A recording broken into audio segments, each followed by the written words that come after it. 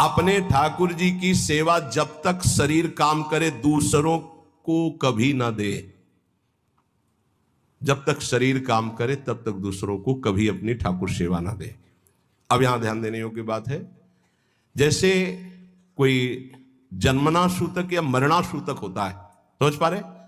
जन्मना सूतक और मरना सूतक, उसमें लोग क्या करते हैं, अपने ठाकुर जी दूसरों के घरों में भिजवा देते हैं।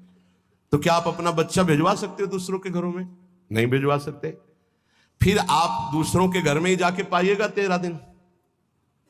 वहां ठाकुर जी पा रहे हैं और तुम अपने घर में पा सकते हो क्या? क्योंकि बिना ठाकुर जी का भोग लगाए तो हम पा नहीं सकते।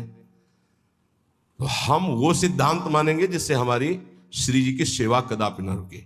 इसीलिए विधि निषेध नहीं दास अनन्य उत्कट व्रतधारी, अनन्य उत्कट व्रतधारी, साधन विविध सकाम मत सब स्वार्थ सकल सबे जो अनीति ज्ञान ध्यान व्रत कर्म जिते सब काहू में नहीं मोय प्रतीति रसिक अनन्य निशान बजायो एक श्याम श्यामा पद प्रीति श्री हरिवंश चरण निज सेवक बिचले नहीं छाड़ी रस रीति।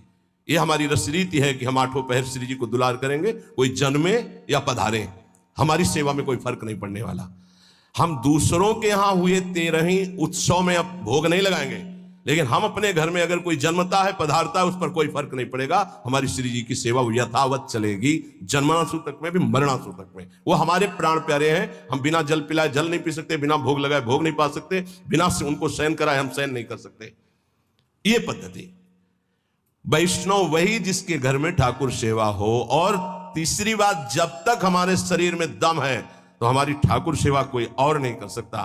अम्बरीश जी की नई रानी सेवा, तो उन्होंने कहा सेवा चुराने की जरूरत नहीं, आप अपने ठाकुर विराजमान करो, हम सुविधा देंगे, पर आप हमारी ठाकुर सेवा की कि आप पोछा लगा दो, आप सोहनी लगा दो, आप पात्र मार्जन नहीं, ये हम स्वयं करेंगे। चक्रवर्ती सम्राट होते हुए स्वयं अपने कर कमल से प्रभु की सेवा की परिचर्या, तो सुदर्शन चक्र उनकी रक्षा में।